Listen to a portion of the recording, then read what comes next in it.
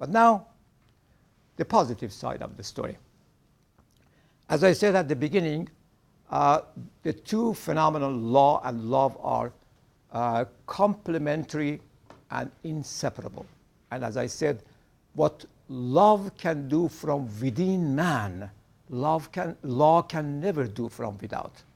If there is no principles inside us, the enforcement fails anyway, sooner or later. So we get now to this point that these two concepts, law and love, more or less we have, of course, some understanding of that. Why not to examine our concepts, our understanding, what exactly we mean by law and love? And after we examining our understanding, we see that how they are related. First, what is law? Well, we don't want to get into the jargon of philosophers or the law professors. This is simple, plain English. It's a body of rules sitting on certain unchangeable, timeless principles that govern a system. A system means basically a collection of parts that work together to reach a goal. And could be as large system as cosmos, but the same thing applies. The rule that the principles, the timeless principles, there is what? Gravity. The system as large as evolution. It has also its own principle, natural selection, survival of the fittest. A small little system, a family cell, has its own principle, it's love. It's not business relations. And a nation, in that system, there are those principles we are missing now. The principles of honesty, trustworthy, truthfulness, compassion, humility. And the interesting thing is that they all come from one single word, love. And we will see how they come. But the interesting thing is that if we look by this definition to law and legal system, we will see it as a tree. The rules and laws in each area will change from time to time. We change our taxation laws, we change our driver's license rules, but they are sitting on certain principles. They cannot be disconnected from it. All they are sitting on the root of that tree. You can cut the root off, but you kill all those branches. And that's what exactly happens. We have the most modern criminal code, and when we get the criminal into jail and our court and let him go back and come back again with a bigger, more dangerous, more serious crime. That's exactly why we say that love and law are complementary to each other. Now, by this definition, we get some idea of what law is. And now we go to that such a fascinating word of love. What is love? There are many definitions, but I guess you know that we're not talking about romantic love here. We're not talking about sexual attraction. We're not even talking about meeting of souls, that some people believe that's the real love. Not so. They, of course, all these love that I mentioned have some sort of signs of the real one. But the real one, I wish to get your attention to this definition I have here. It is the most conscious effort that we make to break the boundaries of the genetic and our egoistic boundaries for the purpose of growing spiritually, becoming bigger, and let others to grow and become bigger spiritually.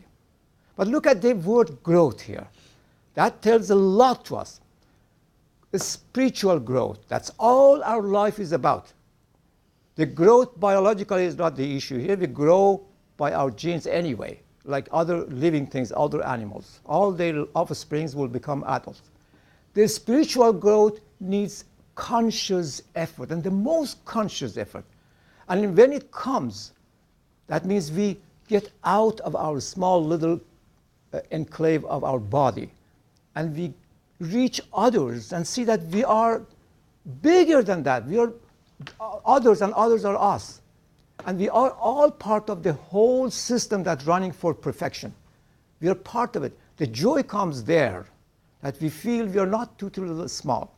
That point, exactly, that's where we feel other pains are our pains. Their joy is our joy. Their goal is like our goals.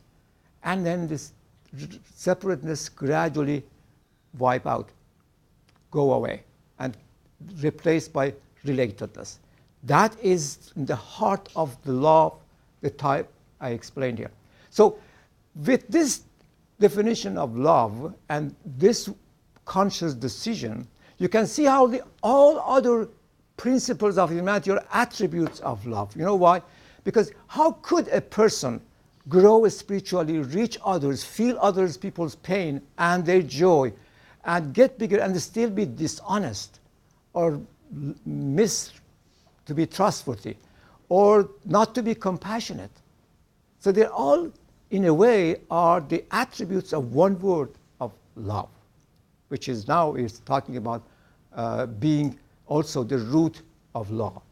And another thing is that, as I mentioned, and I would like to emphasize, in most conscious, my friends, if we look carefully at what we do on a daily basis, we seldom, very rarely are conscious. We get up early morning, what we do, we go for dressing up, we go for shower, we go for breakfast. Do we think about these things? Are we conscious? Or we just go by genes or habits? We go to work, even when we go to work, still we do repetitions. Either we go by repetitions, following our habits, or following the herd, others, or following our genes when we are hungry, for example. So they're all unconscious. The only time that we make a decision ourselves, that we are ourselves, not our genes, not our habits, not our cultures, not the herd, I mean, just like a group of people following the same route without thinking about where they go. That time is the one we exercise love. Then we are mostly conscious and we are ourselves.